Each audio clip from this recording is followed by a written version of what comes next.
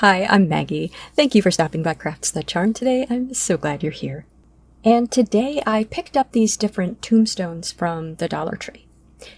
These I think are from last year because I noticed a difference between last year's and this year's is the length of the metal stakes that come with the tombstones. I'm going to use this tombstone that has the little skulls at the bottom. And the first thing I'm going to do is remove the lettering, which is raised.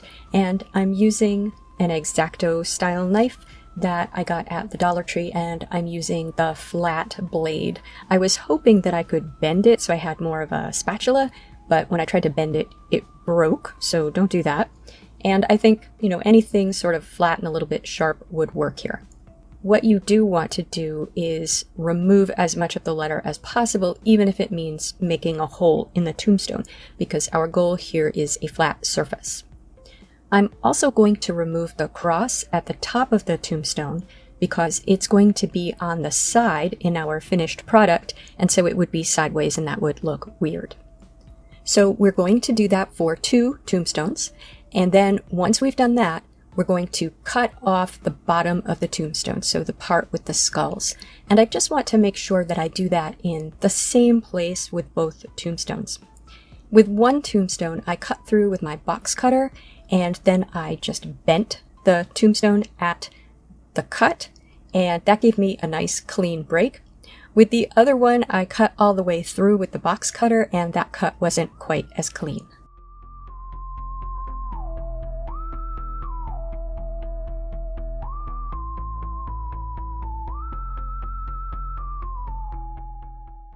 So once I have my 2 pieces, which are the same size, I'm going to take some toothpicks and insert them on one piece. And I'm going to push them in about halfway, and I'm going to try to make them level.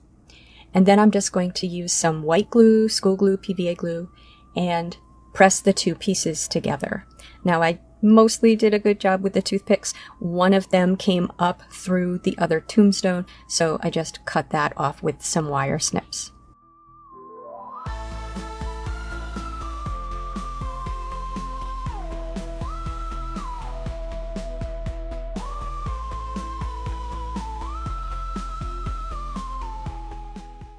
Now, I want to fill in the areas where I removed the crosses and the letters as much as possible. So I'm just going to use some spackle. And what I found was the most effective way to do this was not to try to fill in the letters as I started, but rather just to sweep down in smooth strokes across the tombstone. I want to not only fill in the places where I removed the raised pieces, but I also want to smooth out the texture a little bit, although we are going to do a painting technique where hopefully it won't matter too much. And so just do your best here. I did a couple of passes of this and I used a little bit of water too to try to smooth it out. Okay, so with that about as smooth as I think I can get it, I'm going to give the entire piece a coat of chalk paint, and I am using Folk Art Home Decor chalk paint in the color Rich Black.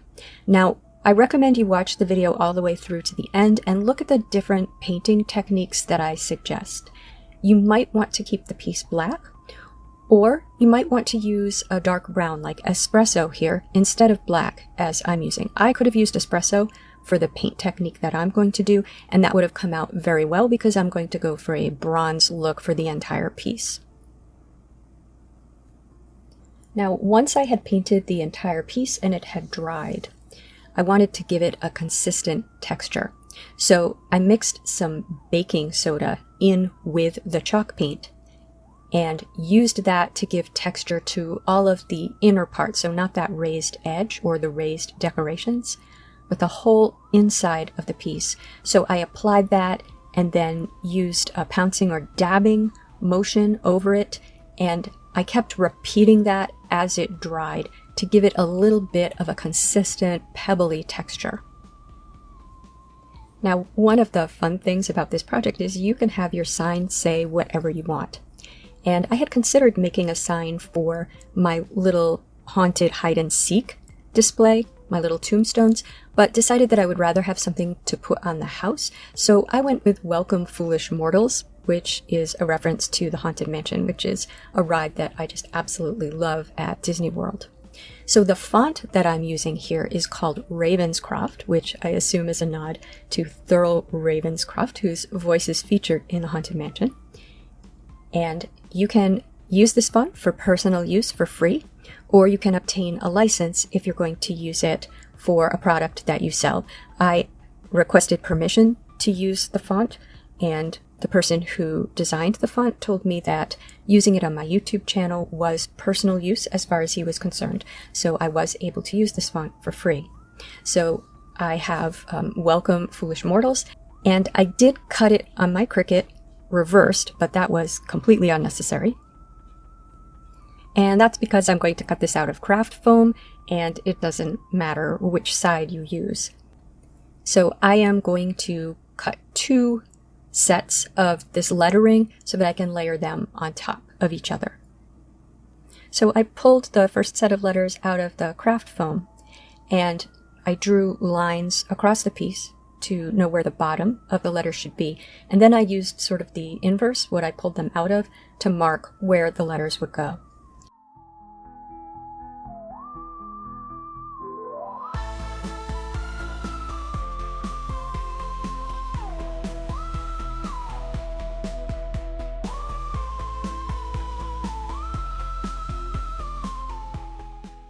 Now I'm going to glue these on with clear Gorilla Glue, which works well with foam.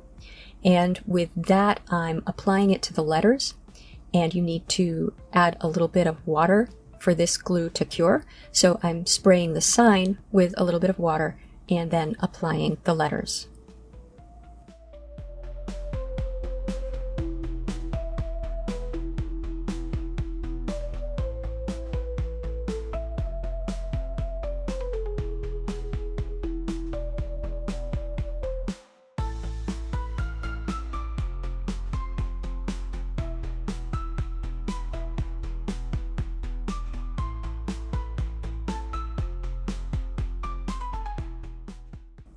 Now I wanted to replace the cross with some sort of decoration, and I wanted it to be something iconic from the Haunted Mansion ride.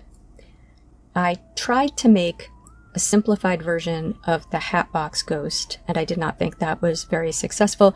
I also tried to make a simplified version of the sort of gargoyle or demon that's on the Haunted Mansion sign. I also didn't think that was very successful. So what I landed on was a very simplified version of part of the Haunted Mansion wallpaper. So I just simplified that in Photoshop, and even as much as I simplified it, it was still tricky to remove it from the foam because there were some tiny pieces. But I made 2 copies of that for each side. And then I glued those down, and I glued down the second set of letters. This time it was easier. I applied the Gorilla Glue to the letters that were already on the sign and sprayed water on the letters that I was adhering to them.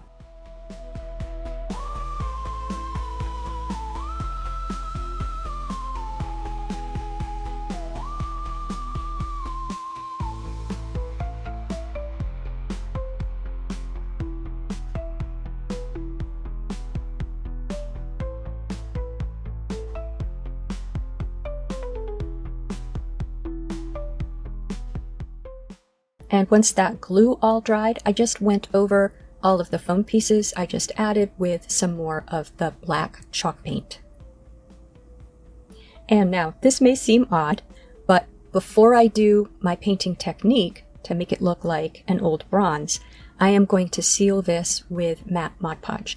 And part of the reason for this is I want this to go outside, so eventually I'm hoping to apply a spray finish to the entire piece, and you have to be very careful with styrofoam because it will melt from spray finishes. I've melted foam before with spray finishes. Lots of people on the internet will tell you different sprays that you can use. I say you need to try it on a sample. Don't listen to them. Don't listen to me. I would hate for you to lose a project you'd worked hard on. So I'm going to show you what I do, but definitely whatever you do, try it on a sample first. So again, we're going to cover this whole front and edges with matte Mod Podge. Now, once that has completely dried, or almost completely dried, we are going to do our painting technique. And here there is a lot of room for variation, and so I want to tell you about the variation as we go along, because you may want your sign to look very different from mine. So pick and choose among the things that I do what you want for your look. So I'm going to start with this Deco Art Dazzling Metallic Paint in Rich Espresso, and I'm going to cover the entire piece front and edges with this. One thing I did here, just as an example of one place where you could stop, is with the decorative elements over on the right, I just brushed the goldish paint over the top of them, and that's a really nice look, which I've definitely seen on bronze plaques, where the back is black and the raised elements are more of the brighter bronze color. So that, I think, would be a really cool look for this plaque if you left the background black and just brushed any number of the bronzy colors that I'm going to use over just the top elements. Now, once that has dried, I'm going to apply what I consider the second part of the base color. And this is a mix of burnt umber, and this is Apple Barrel Burnt Umber, but I've used other brands before, and Folk Art Multi-Surface in Chocolate Brown. And I'm going to mix these, I would say 2 parts chocolate brown to 1 part burnt umber. The burnt umber is just to bring the chocolate brown down a little bit. And I am basically going to tap that over the entire piece. So the other color, the base color below this one, will show through it, but this will make it look more like bronze. And then for lowlights, I have a tiny bit of that paint left. I'm going to add burnt umber into it and a tiny bit of black. And I'm going to put this around the edges. So wherever you have a raised surface, this is going to go sort of in that corner and along the side. And I'm going to do it around the letters as well, and the decorations that are on the sides, because those are all raised. And you'll see once you put this in, it really starts to look like a real metal.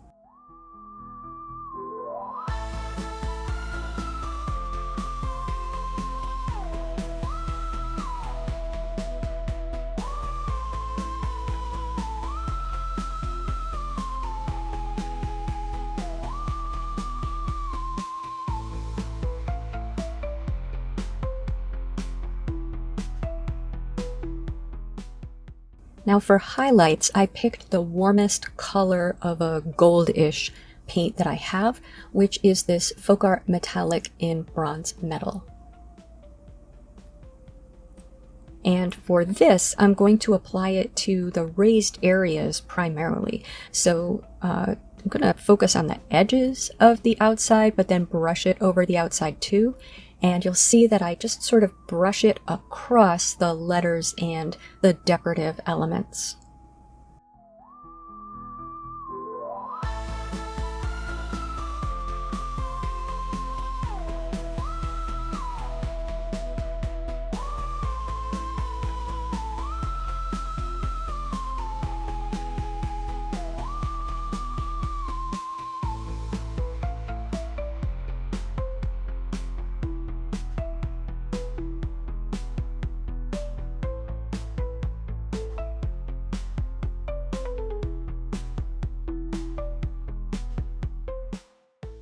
So this is the second place where I'd say you could stop. It looks basically like bronze, although it's pretty monochromatic, so it's not very interesting. But you could stop here. But what I'm going to do now is give it a patina, and the colors that I'm going to use for that are Folk Art Home Decor Chalk Paint in Cascade and Folk Art Home Decor Chalk Paint in Grotto, and also a little bit of the acrylic black. And you have choices here too. You can put it over the lettering, like in this example, I did look for reference photos, or you could do it on the background or in the cracks, more like this reference photo. Now, this one makes more sense to me physically, like I can see how this happened. I'm not sure how the patina ended up on the raised areas, But that's the look that I've chosen, is the patina on the raised areas. And the main reason I chose that was I simply thought it would be a lot harder to get the patina on the background. So that's why I chose to do it that way. But I did find real world examples where that's where the patina is. So I don't think it's a crazy choice. So for the patina, we're going to start with straight up grotto. And again, putting it on raised areas, but not completely covering them. So just in random locations over the raised areas. And once I'm happy with that, I'm going to mix some black and some water into the grotto and dab that over. And I'll say, once it started to dry, I wasn't happy with the dabbing I had done. I felt it looked too much like it had been painted with a paintbrush. So take your time, and after you dab it, if it's too wet, dab it with a towel. That's probably what I should have done. So I probably should have sopped up some of that paint that I put down. So once I was happy with that, I went in with the Cascade color. And I started by trying to do something that I thought looked realistic. And to be honest, I had really loved the letters in the bronze color, so I left some of that showing through. But then when I looked at it, I thought that the lettering just didn't stand out enough that way. So I went in and really pretty much filled in the letters with the Cascade.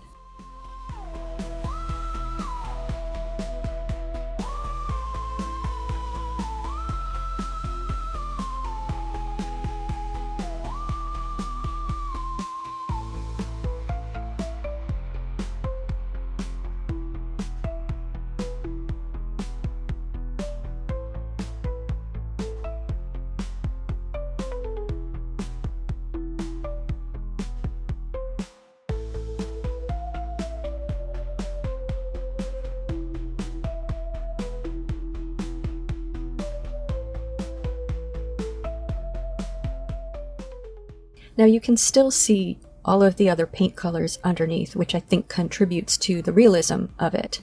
But I think that you really do need to make the lettering and other raised parts all basically one color. So either you make the background black and you go in with the bronze, and then you have that nice bronze look over the letters, or you make the letters bronze and you make the background patina, or you make the background bronze and the letters patina.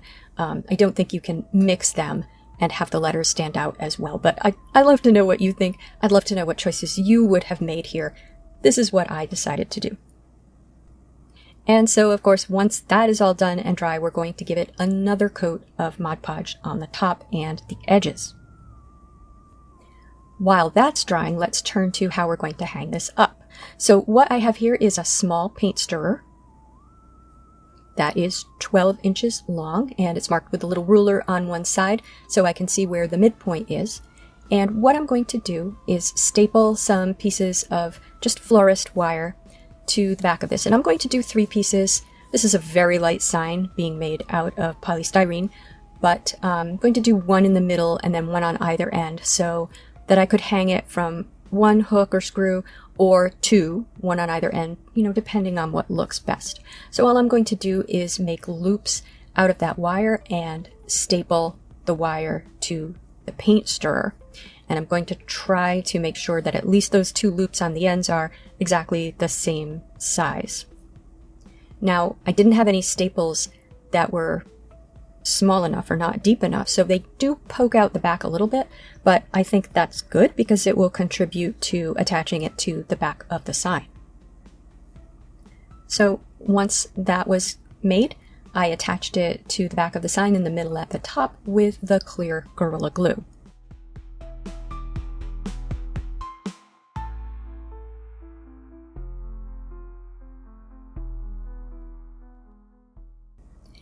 And once that had dried, I painted the entire back. This time I just used black acrylic paint, and finally sealed the back of that with matte Mod Podge. Now, I'm going to use this Minwax Spar urethane spray. I used it on the bottom of the tombstones. Like, I took one of the tombstones that had the skulls, I covered it with Mod Podge, and then I brought it outside and sprayed it 12 inches away, light sprays, and it didn't melt. So wish me luck. That's what I'm going to do with this sign. And here it is. I would love to know what you think, what painting choices you would have made, and what you would have your signs say. Please tell me in the comments. If you liked this video, please give it a thumbs up. And if you enjoy this sort of content, please subscribe to Crafts the Charm. Thank you for spending time with me today. Take care.